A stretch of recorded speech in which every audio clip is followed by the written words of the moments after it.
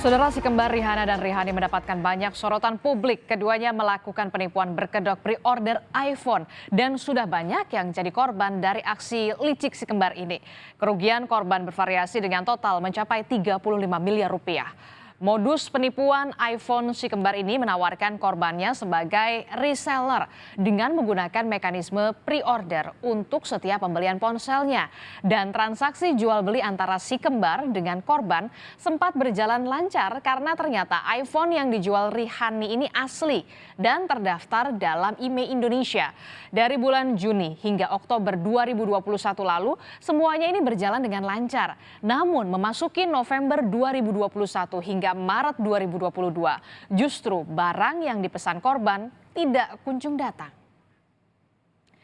Ya, si kembar Rihanna dan juga Rihani ini saudara menawarkan korban untuk menjadi reseller pre-order iPhone dengan keuntungan yang besar atau dengan skema Ponzi. Ya, skema Ponzi di sini dilakukan oleh si kembar dengan membayarkan keuntungan kepada investor dari uang mereka sendiri atau uang yang dibayarkan oleh investor berikutnya. Selain keuntungan besar kepada korbannya, si kembar ini saudara mengaku menjual produk Apple lebih murah 30% bahkan dari pasaran, dan setiap ponselnya akan mendapatkan potongan Rp500.000. Ya, 6 korban penipuan si kembar Rihani itu telah melapor ke polisi sejak bulan Juni hingga Oktober 2022. Korban melaporkan kasus penipuan ini ke Polres Tangerang Selatan, Polres Metro Jakarta Selatan, serta Polda Metro Jaya. Korban penipuan yang dilakukan oleh si kembar ini memiliki kerugian yang ternyata bervariasi. Mereka sempat bertemu dengan korban dan juga si kembar yang akan mengembalikan uang secara utuh. Namun saudara, sayang hingga saat ini uang tidak kunjung kembali. Satu sama lain ternyata angkanya lumayan fantastis gitu kan, termasuk kalau saya dan istri itu 5,8 miliar, ada juga yang 4,6, ada yang 5 sekian gitu ya. Kita dapat informasi dan kita jumlahin juga angkanya lumayan banyak. Si kembar ini memberikan solusi lah, karena ini sudah terlalu lama delay, dalam tanda kutip delay gitu kan. Gimana kalau misalkan di refund? Dikembalikan aja dananya. Singkat cerita kita sepakat lah, oke ini refund aja gitu kan. Kalau harapan saya uang dikembalikan, karena ini uang nominal besar gitu. Ya, kerugian korban penipuan yang dilakukan si kembar ini cukup bervariasi saudara. Korban yang melapor ke Polres Metro Jakarta Selatan mengalami kerugian dari ratusan juta rupiah hingga di atas 1 miliar rupiah. Dan total si kembar ini berhasil mengumpulkan uang senilai 35 miliar rupiah dari para korbannya. Ya, handphone iPhone saat ini memang sedang digandrungi oleh masyarakat. Bahkan handphone iPhone saat ini bisa menjadi kebutuhan untuk berkomunikasi. Sebenarnya kalau kita simak berapa sih harga handphone iPhone ini? Ya, harga handphone iPhone ini dijual dengan harga yang bervariasi. Kita simak, salah satunya adalah handphone iPhone 11 tipe standar ini dengan memori 64 GB. Dijual dengan harga Rp8.999.000. Sedangkan untuk yang paling mahal saudara, iPhone 14 Pro Max dengan memori 1 tera dijual seharga Rp30.999.000. Tentu saja polisi akan menjemput paksa saudara kembar yang dilaporkan dalam kasus penipuan iPhone ini. Polisi telah 2 kali memanggil pelaku namun tidak pernah hadir. Dan saat ini Satreskrim Polres Metro Jakarta Selatan masih mencari keberadaan dari kedua pelaku. Pelaku yang kerap berpindah-pindah menjadi salah satu kendala polisi mengejar pelaku. Selain melakukan penipuan iPhone, kedua pelaku juga sempat membawa kabur mobil rental. Saat ini sudah beberapa saksi kami mintai keterangan dan juga kami juga sudah memanggil kepada terlapor, namun yang bersangkutan tidak hadir dalam panggilan sebagai terlapor gitu.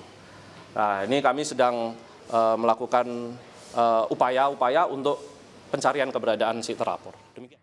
Ya, dari kasus si kembar ini, Pusat Pelaporan dan Analisis Transaksi Keuangan atau PPATK telah meminta pengelola jasa keuangan bank untuk memblokir rekening si kembar. Total ada 21 rekening kembar yang dibekukan.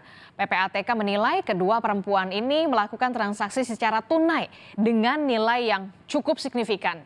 Modus transaksi tunai tersebut indikasi untuk memutus mata rantai transaksi dan mempersulit pelacakannya.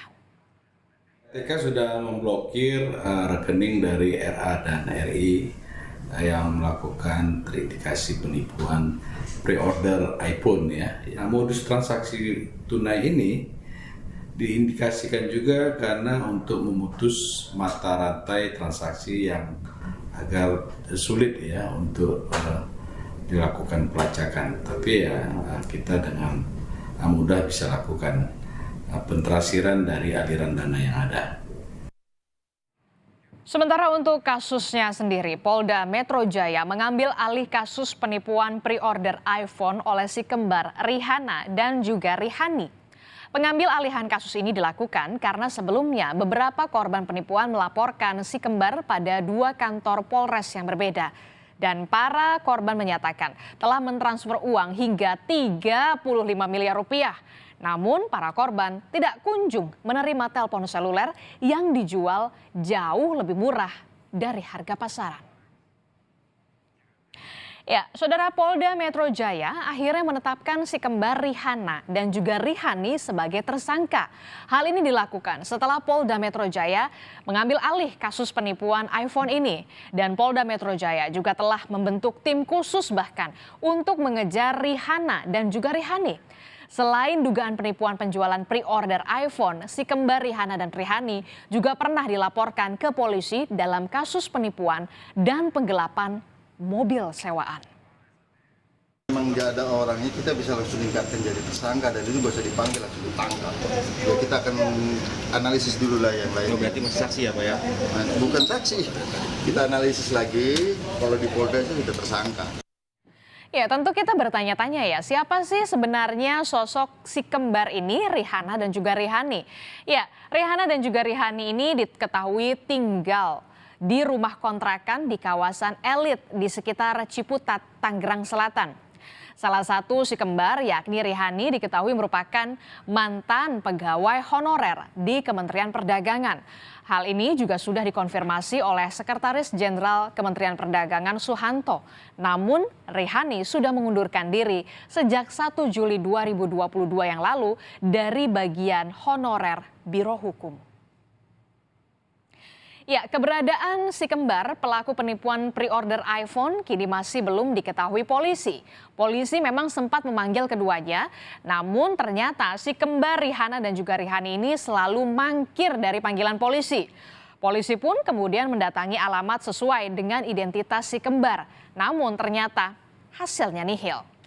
Ya, selain dilaporkan penipuan pre-order iPhone, si kembar ini juga dilaporkan setelah menggelapkan mobil rental atau mobil sewaan. Nah, mobil rental inilah yang kemudian ternyata digunakan si kembar Rihanna dan Rihani untuk berpindah-pindah tempat agar jejaknya tidak terdeteksi. Keduanya ini menghilangkan GPS yang terpasang di mobil rental tersebut. Kini keberadaan si kembar pelaku penipuan pre-order iPhone sedang diburu polisi. Keduanya memang sangat lihai untuk berpindah-pindah tempat. Dari kasus ini saudara, kita belajar banyak. Tidak semua bisnis yang menjanjikan keuntungan besar bisa dipercaya dan justru malah berujung petaka. Tentu saja kita patut untuk waspada selalu saat akan memulai bisnis apapun. Jangan sampai kita yang berniat melakukan bisnis justru menjadi korban penipuan dan uang yang kita investasikan tidak menghasilkan.